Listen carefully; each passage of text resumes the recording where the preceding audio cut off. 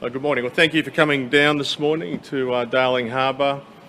New South Wales Police has the important role of keeping over 7.5 million people safe, and it's a job that we take seriously. And from time to time we come through the media to the community to highlight dangers, and that could be robberies, it could be stolen vehicles, it could be terrorism. At the moment, what is challenging is sexual assault, and particularly on women. We're seeing over the last 5 years continual increases, and you're seeing the justice system being overwhelmed quite often with this issue of consent. The journey for victims is a very difficult one, and we pride ourselves on not just the investigations and the court outcomes, but we also pride ourselves on prevention. In the world of domestic and family violence and other big issues like drink driving, as communities we have come together and we have made a difference. And I think this is one of those issues that we need to face, and we need to have the conversation about consent. We need our kids to have a better understanding. We need our juries to have a better understanding in relation to that. We've spoken about technology and does that offer opportunity, because we know technology now is more people meet using technology than they do in bars and other locations, and can that be something that assists us try and keep people out of the justice system who are starting relationships and or friendships. We do know in many of these cases the victims are women. Sometimes, yes, they are men. They often go home after being out with someone they think they can trust, and then the issue around consent and sexual violence occurs, and we've had 15,000 women come forward, and that number is growing exponentially, and we need to do something about it. Thank you. You discussed in this morning's paper the option of an app. Is that, it's obviously got, it's not as black and white as that, but why did you bring up that option? Is it about... I think it starts the debate, and people have mixed emotions on how the app would work. For mine, the app keeps people out of the justice system. It's not about how it would work in the justice system. We already know the journey in the justice system is such a difficult one for victims, and they are challenged heavily, and that could be right. They're also sometimes cross-examined by the actual potential offender, and we know it's a traumatic event, and we have to explain that to victims before they go on the journey. And we know the percentage of success that we are having with these cases is so low as well. But can technology bring people together and find love? Well, clearly it is. And is it perhaps an avenue in terms of trying to bring clarity and some respect to women?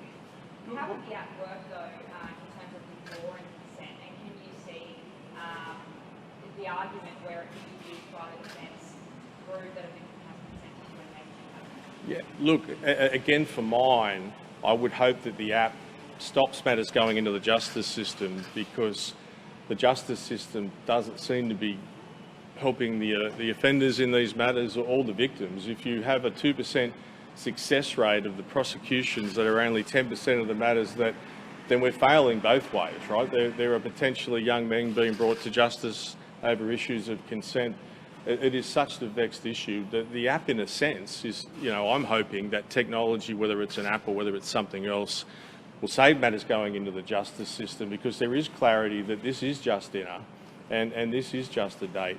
And if you drink too much, which we've all done, and there are people out there who do take drugs and you're unconscious, that's not consent.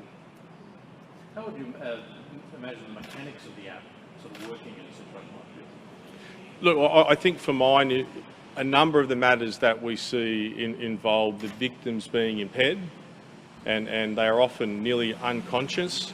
Like, I think it would be pretty tough to get someone to sign an app or to make a statement on an app in that case, and for a jury to accept that that was consent given the level of impairment. We're not talking about every situation, but a lot of these matters, a lot of these cases is where the victim's impaired and consent then is implied by the offender, and juries are really struggling with that, and we're seeing hung juries. So, technology doesn't fix everything, but again, it plays such a big role in people meeting at the moment.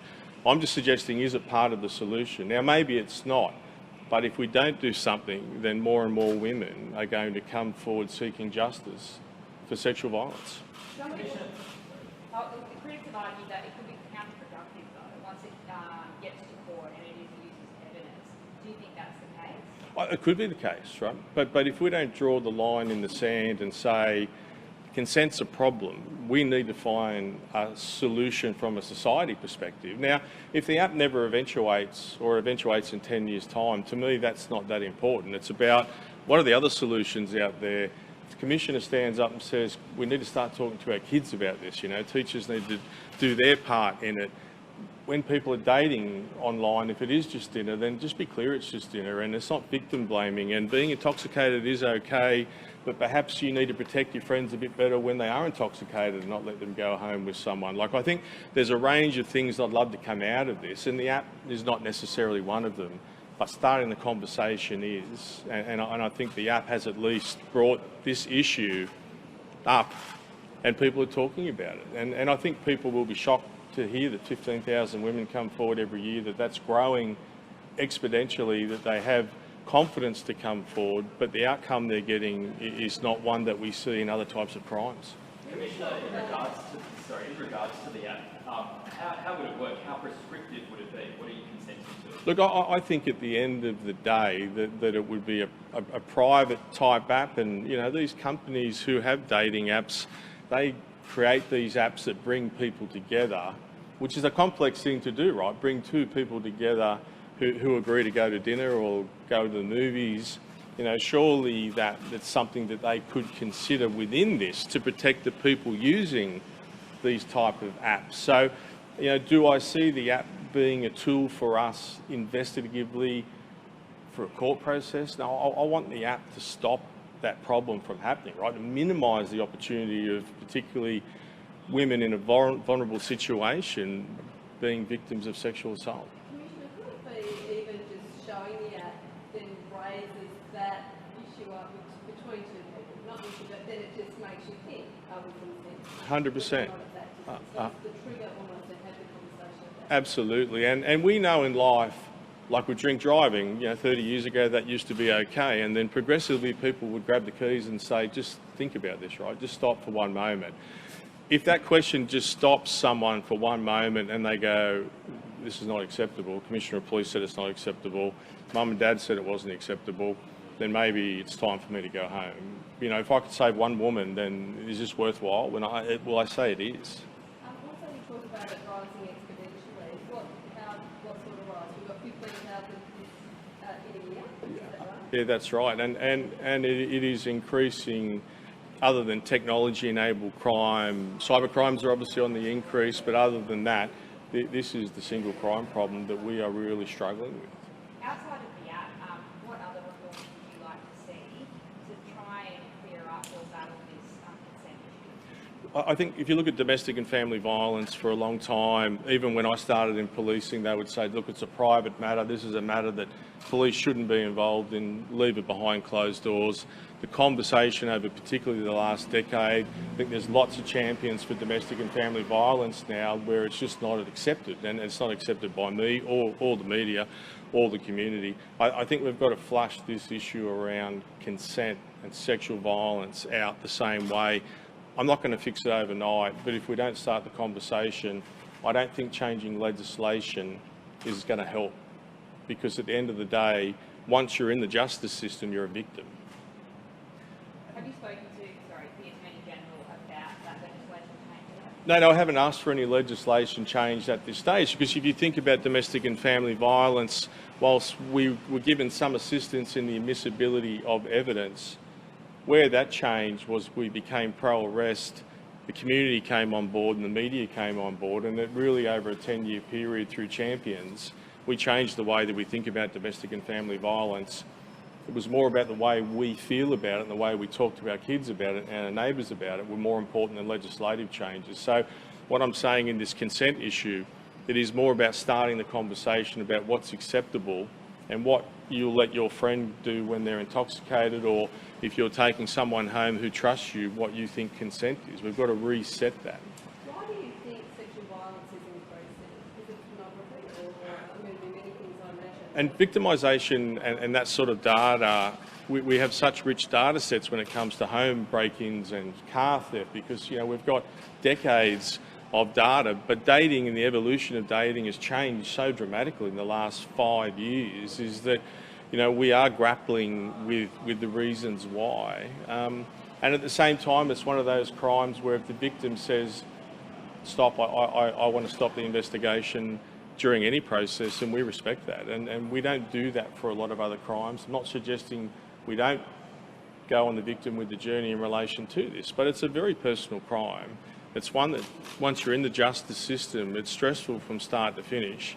And at the end, only 2% are getting that outcome, I guess, of a guilty plea. You mentioned last week that in estimates that the definition of consent suggested it fell short. So do you still think that should change though? Look, I still feel like it needs to be positive vetted, that intimacy, that there should be some positive consent. Consent.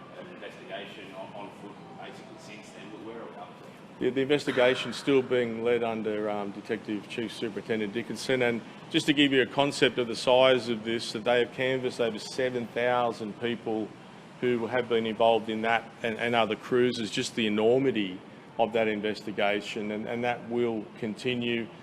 I said at the start it would be such a difficult one to put a timeline on, hence why the Premier put in place a Special Commission of Inquiry under Mr Brett, which was entirely appropriate, and it's just something that you cannot rush, and the quantum of information they have is not overwhelming, but it's a huge task and they're doing a great job. Do you think you'll get to the point of charges at some point? Look, I've always said that will be very difficult, not impossible, but it will be difficult. But I still feel like, on behalf of the people of New South Wales, like a lot of people lost their lives, is that we should do everything we can to get to the bottom of whether there was a criminal aspect to it or there wasn't. And I know a lot's happened between now and then over the last 12 months, but I still am focused on seeing that investigation through. Do you see another year in it, or any sort of more on that? I wouldn't see another year in it, because they have collected just about all the information that they will collect, and it's about pulling that together and seeing if we've got enough on a prima facie case against any person that we would put forward to the DPP. So I guess the next phase is about the collection and analysis of that information to see whether we can progress it. Thanks for coming down. Thank you.